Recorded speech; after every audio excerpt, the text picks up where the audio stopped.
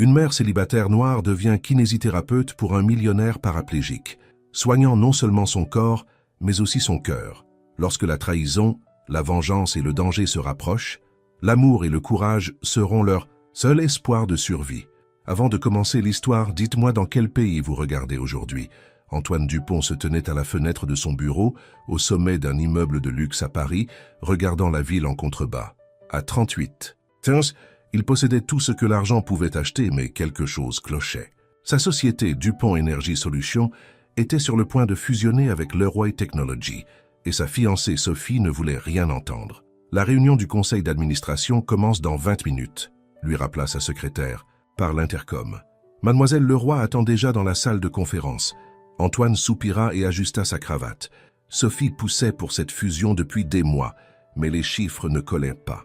Quelque chose dans les propositions de Leroy Technologies semblait suspect, comme s'il cachait des actifs toxiques. Quand il entra dans la salle de conférence, Sophie était là, dans son tailleur de créateur, ses cheveux blonds parfaits et son rouge à lèvres rouge. Elle se précipita pour l'embrasser, mais ses yeux étaient froids. « Chérie, tout est prêt pour la signature », dit-elle en lui touchant le bras. Les avocats de papa ont préparé tous les papiers. Antoine se recula. « J'ai encore regardé les rapports, Sophie. Ces chiffres n'ont aucun sens. Je pense qu'il faut reporter... » « Reporter ?»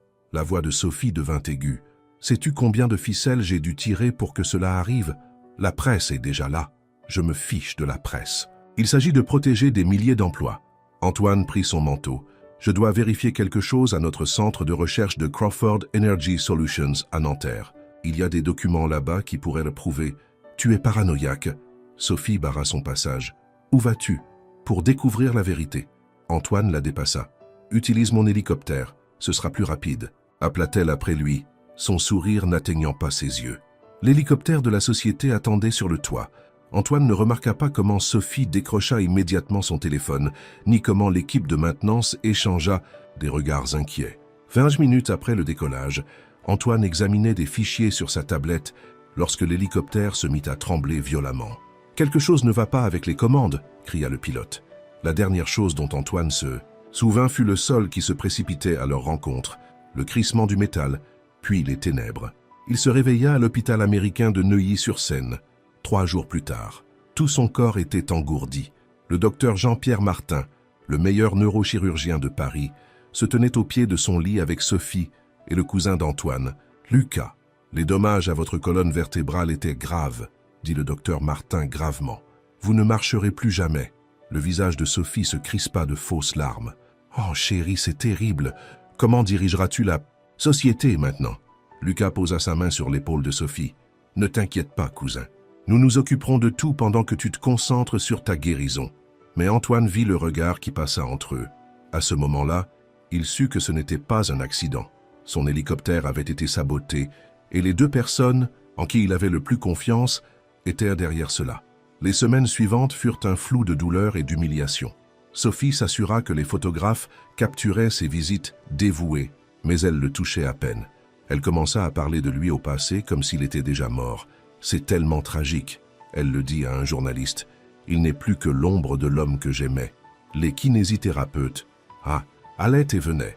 Aucun d'eux ne pouvait supporter l'ingérence constante de Sophie ou les exigences de Lucas pour des résultats rapides. Antoine sombrait de plus en plus dans la dépression, prisonnier de son propre corps inutile, tandis que son entreprise s'effondrait. Puis Chloé Dubois entra dans sa chambre. Elle n'était pas ce à quoi on s'attendait. Une jeune femme noire, vêtue simplement, sa fille Émilie, âgée de 8 ans, lui tenant la main. Sophie les regarda et ricana. « C'est le mieux qu'ils aient pu trouver ?» demanda-t-elle au docteur Martin. « Une femme des bas-fonds ?» Mais Chloé ignora l'insulte. Elle alla directement au lit d'Antoine et le regarda dans les yeux. « Monsieur Dupont, je suis Chloé Dubois. J'ai étudié votre dossier et je crois que vous pouvez faire mieux que ça. Beaucoup mieux. » Émilie sourit et lui fit signe. « Bonjour, monsieur Dupont. Maman est la meilleure pour aider les gens à redevenir forts. » Pour la première fois depuis l'accident, Antoine sentit quelque chose bouger en lui. Pas de l'espoir. Exactement. Mais une étincelle de curiosité pour cette femme qui osait défier Sophie Leroy. « J'ai étudié les remèdes traditionnels transmis par ma famille, » t'expliqua Chloé. « Combiné à la kinésithérapie moderne, j'ai réussi là où d'autres ont abandonné. »« C'est ridicule, » lança Sophie. « Nous avons besoin de vrais professionnels de la médecine, pas de remèdes traditionnels. Mais Antoine leva faiblement la main. Quand pouvez-vous commencer? Les yeux de Chloé croisèrent les siens, chauds et déterminés. Maintenant, si vous êtes prêts. Et c'est ainsi que tout a commencé. Aucun d'eux ne savait qu'ils commençaient un voyage qui allait changer leurs vies à jamais. Tandis que Sophie complotait dans les salles de réunion et que Lucas tramait avec des médecins corrompus. L'amour était sur le point d'éclore à l'endroit le plus inattendu, animé par les mains guérisseuses d'une femme qui voyait au-delà de la richesse d'Antoine l'homme brisé, qui avait besoin d'être sauvé.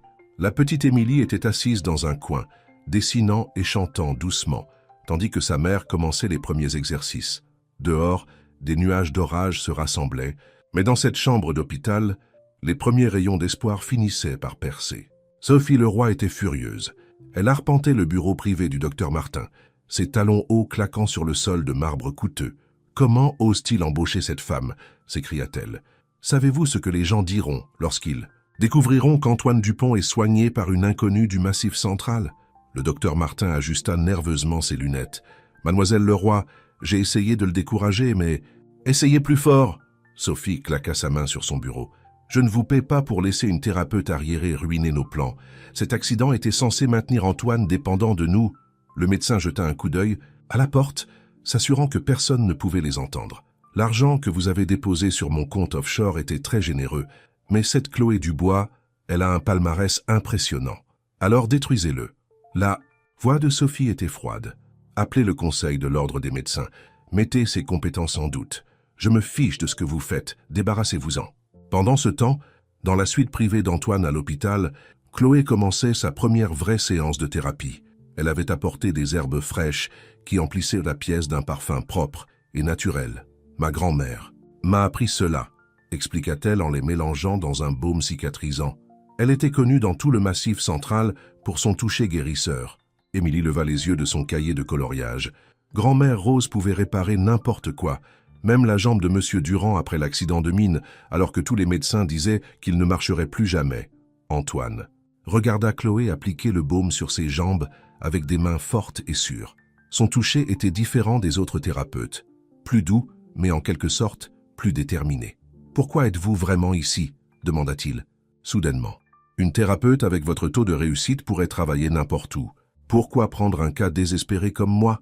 Les mains de Chloé s'arrêtèrent un instant. « Tout d'abord, vous n'êtes pas désespéré, et deuxièmement, elle regarda Émilie et sourit. Disons simplement que je sais ce que c'est que de se faire dire que quelque chose est impossible. La famille du père d'Émilie a dit que je ne réussirais jamais en tant que mère célibataire, que je ne finirais jamais ma formation médicale. Parfois, prouver aux gens qu'ils ont tort est la meilleure motivation. » De l'autre côté de la ville, Lucas Dupont était assis dans le bureau du PDG, le bureau d'Antoine, agissant comme s'il en était déjà le propriétaire. Il rencontrait les membres du conseil d'administration, leur montrant des rapports médicaux falsifiés. « Comme vous pouvez le constater, messieurs, l'état de mon cousin se détériore, » dit Lucas calmement. « L'accident a affecté, non seulement son corps, mais aussi son esprit. Nous devons penser à l'avenir de l'entreprise. » L'un des membres les plus âgés du conseil fronça les sourcils. Mais la fusion avec Leroy Technologies, Antoine était contre. « Antoine ne pense plus clairement, » répondit Lucas. « Sophie peut le confirmer. La fusion est maintenant notre meilleure option. » De retour à l'hôpital, Chloé poussait Antoine plus loin que quiconque n'avait osé le faire.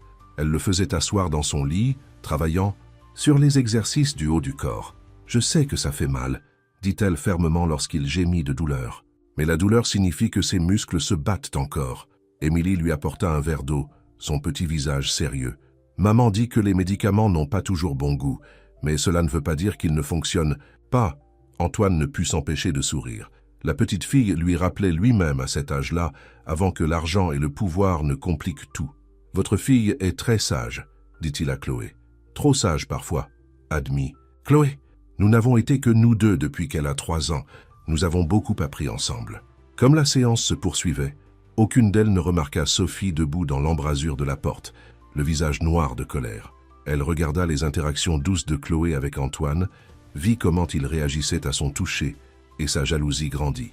Ce soir-là, Sophie rencontra Lucas dans leur restaurant habituel et coûteux. « Il faut qu'elle parte, » déclara Sophie, enfonçant sa fourchette dans sa salade. « J'ai trop travaillé pour laisser une kinésithérapeute ruiner tout. » Lucas sirota son vin pensivement. Le timing est délicat. Nous avons besoin qu'Antoine soit distrait pendant que nous poussons les documents de fusion. Peut-être que cette Chloé pourrait être utile. Le tenir occupé pendant que nous nous occupons de l'aspect commercial. Non, la voix de Sophie était ferme. J'ai vu comment il la regarde. Et cet enfant, ils deviennent trop proches. Appelez vos contacts au Conseil de l'Ordre des médecins. Je veux que sa licence soit étudiée. Mais les plans de Sophie étaient sur le point de se heurter à un obstacle inattendu. Chloé n'aidait pas seulement Antoine à guérir son corps, elle réveillait son esprit combatif. Pendant leur séance du soir, tandis qu'Émilie faisait ses devoirs à proximité, Antoine posa enfin la question qui le tracassait. L'accident d'hélicoptère, quelque chose n'allait pas. Les registres de maintenance ont disparu juste après l'accident. Les mains de Chloé s'immobilisèrent sur ses épaules. Que voulez-vous dire? Je pense que Sophie et Antoine voulaient que cela arrive. La fusion que je combattais, elle les aurait rendus tous les deux très riches. Chloé immobilisa ses mains sur ses épaules. Que voulez-vous dire? Je pense que Sophie et Antoine voulaient pas que cela arrive. La fusion que je combattais, elle les aurait rendus tous les deux très riches. Chloé leva les yeux vers lui, voyant la douleur de la trahison dans son regard. Alors nous avons besoin de preuves, et vous devez vite reprendre des forces. Pourquoi voulez-vous m'aider? Demanda Nathan. Cela pourrait être dangereux. Chloé pensa à ses propres difficultés, aux années de lutte pour être prise au sérieux dans sa profession, parce que parfois les personnes qui semblent tout avoir sont celles qui ont le plus besoin d'aide. Émilie leva les yeux de ses livres et leur sourit à tous les deux. Et maman dit toujours qu'aider les gens, c'est ce qu'il y a de mieux, à faire même quand c'est difficile. Comme la nuit tombait sur Paris, 3 plans différents prenaient forme. Dans son appartement de luxe, Sophie passait des coups de fil pour détruire la carrière de Chloé. Dans le bâtiment du pont, Antoine fabriquait de faux documents pour s'emparer du contrôle de l'entreprise. Et dans une chambre d'hôpital silencieuse, un homme brisé retrouvait sa force, aidé par 2 personnes qui ne lui demandaient rien d'autre que d'essayer. Le lendemain matin apporterait de nouveaux défis. Le docteur Martin avait convoqué une réunion d'urgence avec le conseil d'administration de l'hôpital pour remettre en question les méthodes de Chloé. Sophie avait fait en sorte que des journalistes découvrent des allégations troublantes sur le passé de Chloé. Et Antoine se préparait à présenter les documents de fusion au conseil d'administration. Mais ils avaient tous sous-estimé le pouvoir d'un véritable dévouement sur l'avidité, de l'amour véritable, sur la manipulation. Alors que Chloé rangeait ses affaires de thérapie pour la nuit, elle ne savait pas qu'elle allait devenir le centre d'une tempête qui allait ébranler les fondations de l'empire Dupont. Émilie fit ses adieux à Nathan, chose qu'elle faisait chaque soir maintenant. « À demain, monsieur Nathan. N'oubliez pas de faire vos exercices. » En les regardant partir, Nathan se sentait plus fort qu'il ne l'avait été depuis l'accident, non seulement dans son corps, mais aussi dans son esprit. Pour la première fois, il avait des gens dans son coin qui ne s'intéressaient pas à son argent ou à son pouvoir. Il prit son téléphone et passa un appel qu'il aurait dû faire des semaines auparavant. « Lucas, c'est Nathan. Vous vous souvenez de la société de sécurité privée que vous m'avez recommandée? J'ai besoin qu'il se penche sur quelque chose. Commencez par les registres de maintenance de l'hélicoptère du jour de mon accident. Les pièces étaient en place pour une confrontation qui allait changer la vie de tout le monde. Et au centre de tout cela se trouvait une femme qui était entrée dans sa chambre d'hôpital, sans rien d'autre que de la détermination et de l'espoir, mettant involontairement en mouvement des événements qui allaient exposer le pire de l'avidité humaine et le meilleur de l'amour humain. Les journaux du matin sont sortis avec des titres explosifs, des questions soulevées sur la thérapeute miracle de Dupont. C'est le passé controversé de la nouvelle soignante, de Nathan Dupont révélé. Le plan de Sophie fonctionnait parfaitement. Chloé arriva à l'hôpital et trouva des agents de sécurité qui l'attendaient. « Mademoiselle Dubois, vous devrez vous entretenir immédiatement avec le conseil d'administration, » dit l'un d'eux. Dans la salle du conseil d'administration de l'hôpital, le docteur Martin était assis avec un groupe d'administrateurs au visage sévère. Il leva un dossier. « Mademoiselle Dubois, nous avons reçu des rapports inquiétants sur votre pratique dans les Vosges. Il semble qu'il y ait eu des plaintes concernant vos méthodes non conventionnelles. » Chloé se tenait droite, les mains fermes. Ces plaintes ont été déposées par des médecins qui n'aimaient pas que leurs patients choisissent mes traitements traditionnels plutôt que leurs procédures coûteuses. Chaque plainte a fait l'objet d'une enquête et a été rejetée. Néanmoins, continua le docteur Martin, nous pensons qu'il serait préférable que vous preniez un congé sabbatique pendant que nous... Non, la voix provenait de l'entrée. Nathan était là dans son fauteuil roulant, ayant l'air plus fort qu'il ne l'avait été depuis des semaines. « Chloé Dubois reste, sinon j'aurai mes avocats ici dans l'heure. Et croyez-moi, ils seront très intéressés par l'examen de toutes les décisions récentes de l'hôpital concernant mes soins. » Émilie, qui attendait tranquillement dans le couloir, accourut pour prendre sa mère dans ses bras. « Tu vois, maman, je t'avais dit que monsieur Nathan ne laisserait pas les méchants te faire du mal. » De retour dans la chambre de Nathan, Chloé laissa enfin tomber son masque de courage. « Ils ne vont pas s'arrêter, n'est-ce pas? Sophie et les autres ?» Nathan prit sa main. Le contact envoya de la chaleur à tous les deux. « Non, ils ne le feront pas. Mais j'ai quelque chose qu'ils ne connaissent pas. Avant l'accident, j'ai caché des copies de tous les vrais documents de fusion. Ils prouvent que Leroy Technologies est presque en faillite, et le père de Sophie essaie d'utiliser ma société pour couvrir ses pertes. « Où sont ces documents ?» demanda Chloé. « Dans un endroit sûr, mais j'ai besoin d'être plus fort avant de pouvoir y accéder. » Il la regarda avec détermination. « Dans combien de temps pouvez-vous me préparer à me tenir debout ?» Chloé l'examina professionnellement, mais son cœur battait la chamade à son contact. « Avec une thérapie intensive, peut-être 2 semaines. Mais Nathan, ce sera plus difficile que tout ce que vous avez fait jusqu'à présent. » Émilie, qui rangeait ses animaux en peluche sur le lit de Nathan, leva les yeux. « Vous pouvez le faire, monsieur Nathan. Maman dit toujours que les choses les plus difficiles sont celles qui valent le plus la peine. » Pendant qu'il planifiait le rétablissement de Nathan, Sophie et Antoine rencontrèrent le conseil d'administration de Leroy Technologies. Le père de Sophie, Jacques Leroy, dominait la pièce par sa présence. « La fusion doit avoir lieu dans le mois, » exigea Jacques, « avant que quiconque ne découvre la vérité sur nos finances. » Antoine hocha la tête avec empressement. « L'état de Nathan se détériore rapidement. Une fois qu'il sera déclaré incompétent, j'aurai le plein contrôle. » Mais Sophie n'était pas aussi confiante. Cette thérapeute devient un problème. Nathan devient plus fort, pas plus faible. Et la façon dont il la regarde, alors il est temps de prendre des mesures plus drastiques, déclara Jacques. Antoine, passe l'appel. Ce soir-là, alors que Chloé et Émilie quittèrent l'hôpital, 2 hommes en costume les abordèrent sur le parking. « Mademoiselle Dubois, nous sommes de l'aide sociale à l'enfance, ASE, dit l'un d'eux. Nous avons reçu des rapports préoccupants concernant la situation de vie de votre fille. » Chloé serra Émilie contre elle. « Quel rapport? Qui les a déposés ?»« Plainte anonyme, » dit l'homme avec douceur. « Vu votre emploi du temps et vos antécédents douteux, nous devrons évaluer le placement d'Émilie. » Émilie se blottit contre sa mère, les larmes aux yeux. « Maman, je ne veux pas aller nulle part. »« C'est ridicule, » dit Chloé fermement. « Ma fille est bien soignée. Vous pouvez vérifier auprès de son école, de ses médecins. Néanmoins, nous devrons programmer une visite à domicile. Bientôt. » La menace dans sa voix était claire. Lorsque Chloé retourna dans la chambre de Nathan le lendemain matin, ses yeux étaient rouges après avoir pleuré toute la nuit. Nathan jeta un coup d'œil à son visage et sut que quelque chose n'allait pas. « Dis-moi, » dit-il doucement. Alors que Chloé expliquait la visite de l'ASE, le visage de Nathan s'assombrit de colère. « Sophie est derrière tout ça. Elle utilise Émilie pour t'atteindre. Je ne peux pas risquer de perdre ma fille, » chuchota Chloé. « Peut-être devrais-je simplement démissionner, trouver un autre emploi quelque part loin. »« Non !» La voix de Nathan était ferme. « Nous ripostons, ensemble. » Il appuya sur le bouton d'appel pour sa nurse. « Appelez mon avocat, maintenant. » En quelques heures, l'équipe juridique de Nathan travaillait pour protéger Émilie et Chloé. Mais ils savaient tous que ce n'était que le début. Sophie et ses alliés continueraient à les attaquer sous tous les angles. Lors de leur séance de thérapie de l'après-midi, pendant qu'Émilie faisait une sieste sur le petit canapé de la chambre, Nathan surprit Chloé en lui demandant « Pourquoi restez-vous vraiment ? Il serait plus facile de partir. » Les mains de Chloé s'arrêtèrent sur ses épaules. « Parce que pour la première fois de ma vie, je suis exactement là où je suis censé être. Émilie t'adore. » Et moi, elle s'arrêta, craignant d'en dire plus. Nathan leva la main et lui toucha la joue. « Et vous ?» Avant qu'elle ne puisse répondre, Sophie fit irruption dans la pièce. Elle prit la scène intime devant elle avec des yeux flamboyants. « Eh bien, n'est-ce pas douillet ?»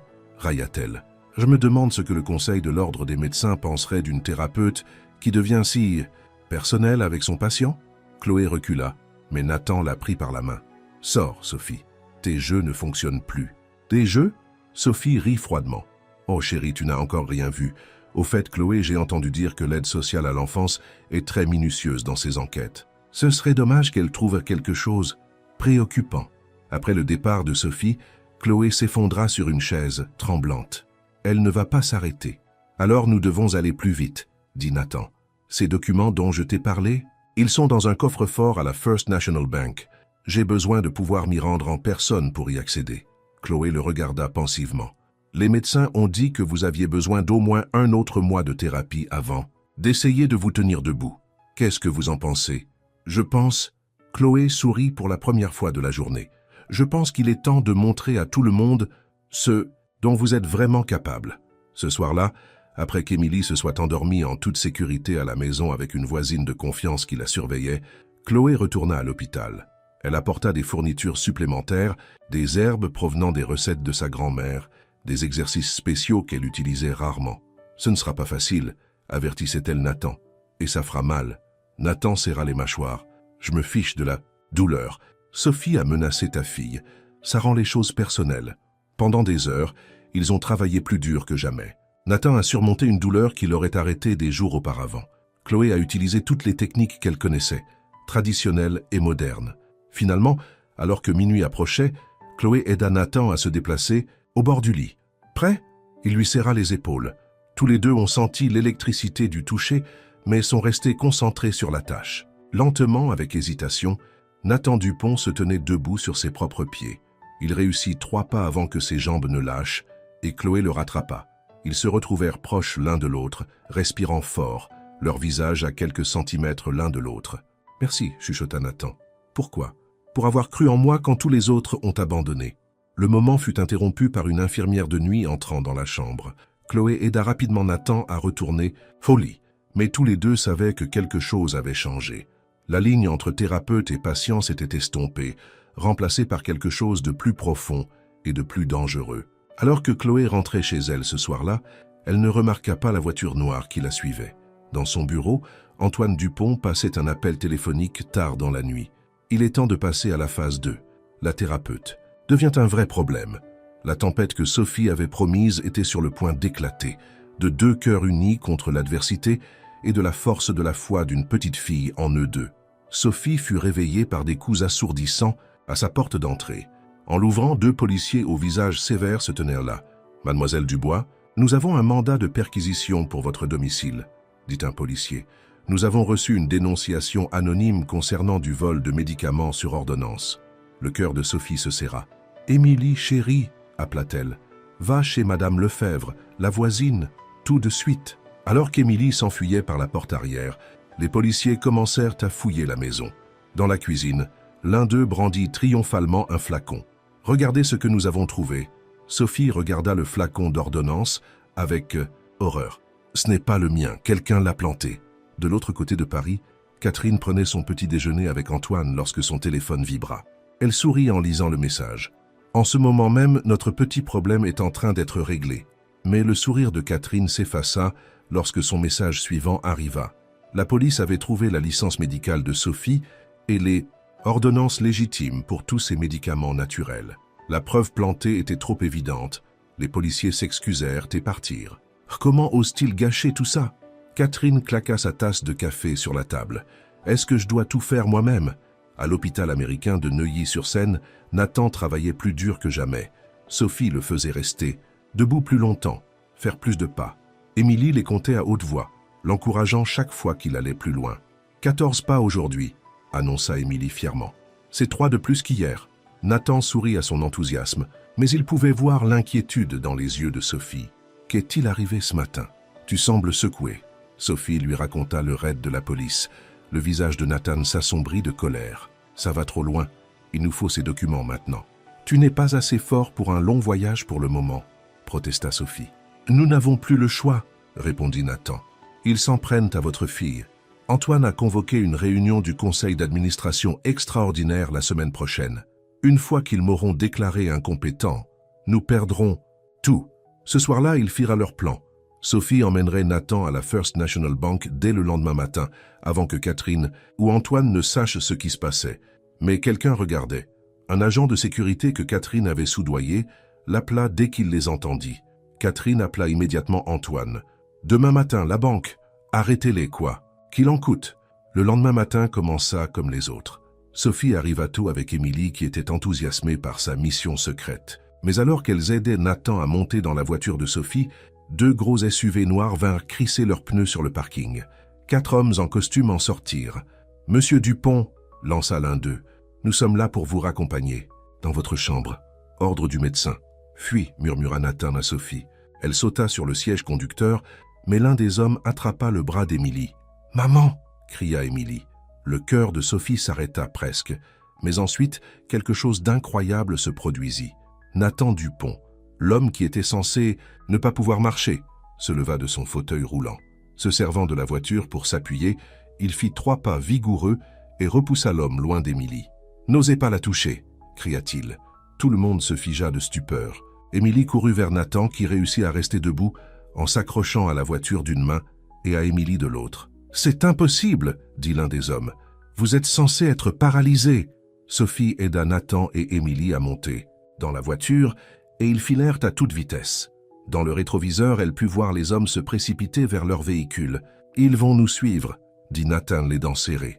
L'effort de se tenir debout l'avait épuisé. « Laissez-les !» répondit Sophie avec un sourire déterminé. « J'ai grandi dans ces rues de Marseille. Ils ne connaissent pas les raccourcis que je connais. » Émilie sautillait d'excitation sur la banquette arrière. C'est comme dans les films. Après une série de virages serrés dans des ruelles étroites, ils semèrent leurs poursuivants. 20 minutes plus tard, ils arrivèrent à la First National Bank. « On y est arrivé », dit Sophie, soulagée. Mais leur problème n'était pas terminé. À l'intérieur de la banque, ils trouvèrent Catherine qui attendait avec 2 agents de sécurité. Son visage était déformé par la rage lorsqu'elle vit Nathan debout, s'appuyant sur Sophie, mais certainement pas impuissant. « Arrêtez-les !» cria Catherine. « Il n'est pas dans son état normal. Cette femme le manipule. » Mais Nathan prit la parole, sa voix résonnant dans le hall de la banque. « Catherine Leroy, vous êtes sur le point d'être démasquée pour ce que vous êtes vraiment. » Il se tourna vers le directeur de la banque. « Je suis Nathan Dupont et j'ai besoin d'accéder à mon coffre. Maintenant. » Le directeur regarda nerveusement Nathan et Catherine. « Monsieur, on nous a indiqué que vous n'êtes pas compétent pour... » « Consultez vos registres, » interrompit Nathan. « Je suis le seul à avoir accès à ce coffre. Pas ma fiancée, pas mon cousin. Seulement moi. Et je suis là, debout sur mes 2 pieds, avec tous les documents prouvant mon identité. » Le visage de Catherine pâlit. Elle savait ce qu'il y avait. Dans ce coffre, la preuve de tout ce qu'elle et Antoine avaient fait. Pendant que le directeur vérifiait l'identité de Nathan, Émilie tira la jupe coûteuse de Catherine. « Vous n'êtes pas une personne très gentille, » dit-elle simplement. Catherine regarda l'enfant avec mépris, mais Émilie ne broncha pas. « Ma maman dit que les méchantes personnes ont juste peur à l'intérieur. De quoi avez-vous peur? Avant ?» Que Catherine ne puisse répondre, le directeur de la banque revint avec le coffre de Nathan. Nathan sortit un épais dossier de documents. « C'est fini, Catherine, » dit-il. « Les vrais rapports financiers de Leroy Technologies, la preuve des pots de vin que vous et Antoine avez versés, même une copie du registre de maintenance montrant que l'hélicoptère a été saboté. » Le calme de Catherine se brisa enfin. « Vous ne comprenez pas. L'entreprise de papa était en faillite. Cette fusion était notre seule chance de la sauver. Tout ce que j'ai fait, je l'ai fait pour ma famille. »« Famille ?» dit Sophie. « Vous avez essayé de détruire un homme innocent. Vous avez menacé. Car ma fille, ce n'est pas de la famille. C'est juste de la cupidité. » Des agents de sécurité devraient, cette fois-ci, arrivèrent pour escorter Catherine dehors. Alors qu'elle était emmenée, elle se retourna une dernière fois. « Vous, allez le regretter, Nathan. Vous n'êtes rien sans moi. » Mais Nathan n'écoutait pas. Il était trop occupé à serrer Émilie dans ses bras, qui racontait à tous ceux qui voulaient l'entendre à quel point il avait été courageux. Et Sophie le regardait avec quelque chose de plus que de la fierté dans les yeux. Plus tard cet après-midi-là, en sécurité dans la chambre d'hôpital de Nathan, ils regardèrent les journaux télévisés arriver. Catherine et Antoine étaient sous enquête. La fusion était annulée. Le conseil d'administration de Nathan convoquait une réunion extraordinaire pour le réintégrer en tant que PDG. « On l'a fait », dit Sophie doucement, assise à côté de son lit. Émilie s'était endormie dans la chaise près de la fenêtre. « Non », répondit Nathan, prenant sa main. « Tu l'as fait. Tu as cru en moi alors que tout le monde ne voyait qu'un homme brisé. Tu m'as appris à me battre à nouveau. »« Nathan », commença Sophie, mais il lui mit un doigt sur les lèvres. « Laisse-moi finir. Je ne suis plus brisé, Sophie. Grâce à toi, je suis plus fort que jamais, et pas seulement physiquement. » Il la rapprocha de lui, et cette fois il n'y eut aucune interruption, aucune crise pour interrompre ce que tous les deux ressentaient depuis des semaines. Leur premier baiser fut doux, tendre, plein de promesses. Émilie remua sur sa chaise et ouvrit les yeux. Au lieu d'être surprise, elle sourit simplement. Enfin, je me demandais quand vous deux vous décideriez, mais leur moment de bonheur fut interrompu par un coup urgent à la porte. Le docteur Martin surgit, le visage grave. « Vous devez voir ça », dit-il allumant la télévision. Une nouvelle urgente défilèrent à l'écran. Catherine Leroy s'était échappée de la garde à vue et elle avait laissé une note. « Si je ne peux pas avoir l'entreprise, personne ne l'aura. » Le lendemain matin, toutes les chaînes de télévision de Paris parlaient de l'évasion de Catherine. Des voitures de police étaient garées devant l'hôpital et des agents de sécurité patrouillaient à chaque étage. « Je n'aime pas ça, dit Sophie, marchant dans la chambre de Nathan. Catherine n'est plus seulement en colère, elle est désespérée. » Nathan la regardait de son lit, plus inquiet pour la sécurité de Sophie et d'Émilie que pour la sienne. « Peut-être que vous devriez aller séjourner ailleurs pendant un moment. J'ai une maison de bord de mer à... » « Non. » Sophie arrêta de marcher et prit sa main. « Nous ne te laissons pas. Quoi que Catherine prépare, nous y faisons face ensemble. » Émilie leva les yeux de ses devoirs. En plus, maman dit toujours que fuir ne résout pas les problèmes. À ce moment-là, Antoine entra dans la pièce, pâle et effrayé. « Nathan, tu dois m'aider. Catherine a perdu la tête. Pourquoi devrions-nous te faire confiance ?» demanda Sophie, se plaçant entre Antoine et Nathan. « Parce que Antoine leva son téléphone. Elle vient de m'envoyer ça. » Le message montrait des photos de documents, la preuve de tout ce qu'Antoine avait fait pour aider Catherine. Sous les photos se trouvait une simple menace. « La police reçoit ces documents à minuit, à moins que vous ne fassiez exactement ce que je dis. » Nathan étudia le visage terrifié de son cousin. « Que veut-elle » ? « Elle veut que j'appelle une réunion extraordinaire du conseil d'administration. Aujourd'hui. Elle dit que si Nathan ne lui cède pas l'entreprise, elle publiera des preuves qui détruiront tout le monde, y compris la preuve que Sophie vendait des médicaments illégaux. « C'est un mensonge », protesta Sophie. « Catherine ne se soucie plus de la vérité », dit Nathan sombrement. « Elle veut juste se venger. » Émilie, qui était restée silencieuse, prit soudainement la parole. « Monsieur Nathan, vous souvenez-vous de ce que vous avez dit à propos de la salle secrète ?» Les yeux de Nathan s'écarquillèrent. « Émilie, tu es un génie !» Il se tourna vers Sophie. « Le bâtiment Dupont a un bunker exécutif caché datant de la guerre froide. Mon père me l'a montré quand j'étais enfant. C'est là que nous gardions. Un de nos documents les plus sensibles. »« Et ?» demanda Sophie. « Et Catherine ne le sait pas. Mais je parie que c'est là qu'elle se cache. C'est l'endroit idéal pour accéder au système de l'entreprise et tout détruire. » Antoine sembla confus. Comment pourrait-elle même entrer ? Ce bâtiment est entouré de policiers. Parce que, dit Nathan, elle a dû avoir de l'aide. Quelqu'un qui travaille là depuis des années. Quelqu'un qui est désespéré de se sauver. Il regarda Antoine qui remua sous son regard. D'accord, très bien, avoua Antoine. Je lui ai donné mon badge d'accès, mais je ne pensais pas qu'elle l'utiliserait vraiment. Elle a dit que c'était juste une assurance. Nathan appuya sur le bouton d'appel de son infirmière. Apportez-moi mes vêtements. Sophie, aidez-moi à me lever. Il est temps de mettre fin à ça. Tu ne peux pas être sérieux, protesta Sophie. Assez. Mais Nathan était déjà debout, plus fort que jamais grâce au traitement de Sarah. Sophie pense qu'elle va détruire tout ce qui compte pour moi. Elle ne réalise pas qu'elle m'a déjà donné quelque chose d'inestimable. Elle m'a montré qui était ma vraie famille. Il regarda Sarah et Émilie avec tant d'amour que Sarah sentit les larmes lui monter aux yeux. « D'accord, dit-elle, mais on fait ça à ma façon. En sécurité et intelligemment. » En moins d'une heure, ils avaient un plan. Antoine entrerait dans le bâtiment en premier, en disant à la police qu'il avait besoin de récupérer des documents. Sarah entrerait par l'entrée de service. Elle avait toujours son badge d'identification de thérapeute.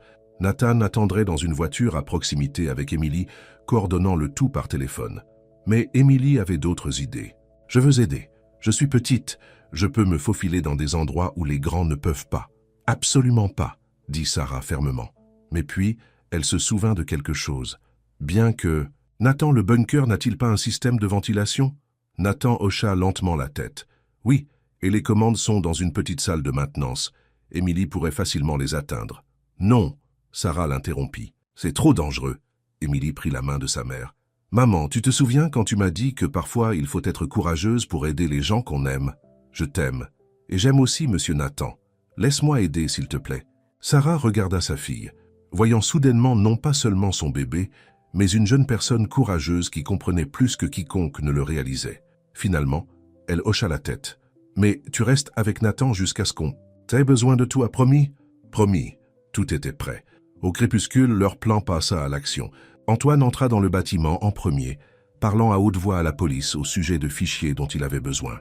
Pendant que tout le monde était distrait, Sarah se faufila par l'arrière. Nathan et Émilie attendirent dans une voiture de l'autre côté de la rue, observant tout grâce aux caméras de sécurité du bâtiment sur l'ordinateur portable de Nathan. Ils pouvaient voir Sarah se diriger vers le sous-sol et Antoine se dirigeant vers son bureau au dernier étage. « Sophie doit être dans le bunker, dit Nathan. Le système montre que de l'énergie est utilisée là-bas. » Puis tout a mal tourné. Les caméras de sécurité sont soudainement tombées en panne. Le téléphone de Nathan a sonné. C'était Sophie. « Je te vois là-bas, chérie, dit-elle gentiment. Tu croyais vraiment que je n'aurais pas mes propres hommes au bureau de sécurité? Au fait, Sarah vient de tomber dans un piège.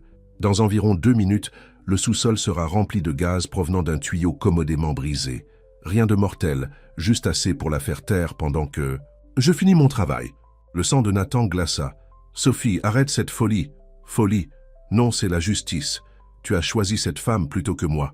Maintenant, tu peux regarder pendant que je te prends tout. Tout comme tu m'as tout pris. La ligne est tombée. Nathan regarda Émilie, voyant la peur dans ses yeux. « Émilie, dit-il doucement, je sais que j'ai promis à ta mère que je te protégerai, mais en ce moment, elle a besoin de toi. Ces commandes de ventilation, elles peuvent arrêter le gaz et sauver ta maman. Peux-tu être courageuse ?» Émilie se redressa, le menton haut comme celui de sa mère. « Je suis toujours courageuse, comme maman me l'a appris. » Pendant que Sophie se concentrait sur le sous-sol et qu'Antoine créait une diversion à l'étage, Nathan aida Émilie à atteindre une entrée latérale. Il ne s'était jamais senti aussi impuissant, regardant cette petite fille s'aventurer dans le danger. Mais Émilie n'hésita pas. Elle disparut dans le bâtiment au moment même où les sirènes de police remplissaient l'air. La vengeance de Sophie allait se retourner contre elle d'une manière qu'elle n'avait jamais imaginée, parce qu'elle n'avait jamais compris que la vraie force se présente, sous toutes les tailles, et que le véritable amour donne même aux plus petits héros le courage d'affronter les plus grandes peurs. À l'intérieur du bâtiment sombre, une petite fille rampait à travers les tunnels de maintenance, guidée par la voix de Nathan dans un minuscule écouteur, courant pour sauver sa mère. Au-dessus d'elle, Antoine faisait face à son moment de vérité, et en dessous, Chloé Dubois allait découvrir jusqu'où Sophie Leroy irait pour détruire le bonheur qu'elle ne pouvait pas avoir. Sarah sentit que quelque chose n'allait pas dès qu'elle sentit le gaz. Elle essaya de retourner vers les escaliers, mais les lourdes portes de sécurité s'étaient toutes verrouillées automatiquement. Par les fenêtres du sous-sol, elle pouvait voir Sophie dans le bunker, tapant frénétiquement sur un ordinateur. « Sophie !» Sarah frappa contre le verre par balle. « Tu vas nous tuer toutes les deux. » Sophie leva les yeux avec un sourire froid. « Oh, tu vas juste faire une petite sieste, assez longtemps pour que je détruise tout ce que Nathan aime, en commençant par la réputation de sa précieuse entreprise. » À l'étage, Antoine se tenait dans son bureau, les yeux fixés sur son téléphone. Sophie lui avait envoyé un autre message. Presque terminé. Les fichiers sont en train d'être téléchargés sur tous les grands médias. Demain matin, le nom de Dupont sera ruiné. Ses mains tremblaient alors qu'il pensait à la gentillesse de Nathan quand ils étaient enfants, avant que l'argent et la jalousie n'empoisonnent tout. Prenant sa décision, il composa le 911. « Ici, Antoine Dupont. J'ai besoin de tout avouer. » Pendant ce temps, Émilie rampait à travers les étroits tunnels de maintenance, essayant de ne pas avoir peur du noir. La voix de Nathan dans son écouteur la faisait avancer. « Tu te débrouilles très bien, ma chérie, » dit Nathan doucement. Encore un petit peu jusqu'à la salle de ventilation. Le petit faisceau de la lampe torche d'Émilie montrait des toiles d'araignées et de la poussière, mais elle continua d'avancer. « J'entends, maman, » chuchota-t-elle. Elle appelle à l'aide. Au sous-sol, Sarah devenait étourdie à cause du gaz. Elle s'affaissa contre le mur, luttant pour rester consciente. À travers ses yeux flous, elle vit Sophie dans le bunker, riant en appuyant sur d'autres boutons. « 20 ans que j'ai passé à planifier pour faire partie de cette entreprise, » s'emporta Sophie. « Sais-tu ce que c'est que de regarder une fille de montagne voler tout en quelques semaines? Tu n'as jamais... » La voix de Sarah était faible. « Jamais aimé. Juste son argent. »« L'amour est pour les imbéciles, » rétorqua Sophie. « Le pouvoir est la seule chose qui compte. » Mais Sophie n'a pas remarqué une petite silhouette tombant d'un conduit de ventilation derrière elle. Émilie avait trouvé un autre chemin pour entrer dans le bunker, un chemin trop petit pour que les adultes puissent le suivre. « Tu as tort, » dit Émilie clairement. Sophie se retourna, choquée. « Comment as-tu... L'amour est le pouvoir le plus fort qui soit, » continua. « Émilie, sonnant exactement comme sa mère. « C'est pourquoi tu as perdu. » Avant que Sophie puisse la saisir, Émilie se précipita vers les commandes de ventilation. Comme Nathan l'avait expliqué, elle tira le grand levier rouge d'urgence. De l'air frais jaillit des bouches d'aération. Le gaz a commencé à se dissiper. Mais Sophie se jeta sur Émilie, le visage tordu de rage. « Petite garce, ne touchez pas à ma fille. » La voix de Sarah retentit. Elle avait trouvé la force de se lever, poussée par le besoin désespéré d'une mère de protéger son enfant. Soudain, la porte du bunker s'ouvrit en grand. Antoine se tenait là avec 2 policiers. « C'est fini, Sophie. Je leur ai tout dit. » Sophie regarda autour d'elle sauvagement. Tous ses écrans affichaient « téléchargement ». Annulé. Les aveux d'Antoine avaient déclenché un arrêt automatique du système. Elle attrapa son téléphone, mais Émilie fut plus rapide. La petite fille l'arracha et courut dans les bras de sa mère. « Non, non, non !» cria Sophie. Elle essaya de courir, mais le gaz s'était répandu dans le bunker. Elle trébucha, étourdie et désorientée. La police intervint pour l'arrêter, mais Sophie avait encore une dernière carte à jouer. Elle sortit une petite télécommande. Un clic, et tous les ordinateurs du bâtiment grillent, avec toutes les preuves contre moi. « Je ne ferai pas ça !» dit une voix forte de l'entrée. Nathan se tenait là, se soutenant sur une canne mais ayant l'air plus puissant que jamais. « Nathan ?» Sophie haleta. « Comment es-tu ici ?»« Grâce à l'amour, dit-il simplement. Le même amour que tu n'as jamais compris. Pendant que tu étais occupé par la vengeance, Sarah m'a appris à remarcher. Émilie m'a montré à quoi ressemblait le vrai courage. Même Antoine a finalement choisi la famille plutôt que l'avidité. Mais les preuves ?» Le doigt de Sophie planait au-dessus du bouton de la télécommande. « Sont déjà en sécurité ?» termina Nathan. « Tu croyais vraiment que je n'aurais pas de sauvegarde. Tout ce que tu as fait, chaque crime, chaque mensonge, tout a été envoyé à la gendarmerie nationale. C'est fini, Sophie. » Le visage de Sophie s'effondra lorsque la vérité la frappa. La télécommande lui tomba des doigts, mous. Alors que la police l'emmenait, elle jeta un dernier regard sur l'empire qu'elle avait essayé de voler et sur la famille qu'elle n'avait jamais comprise.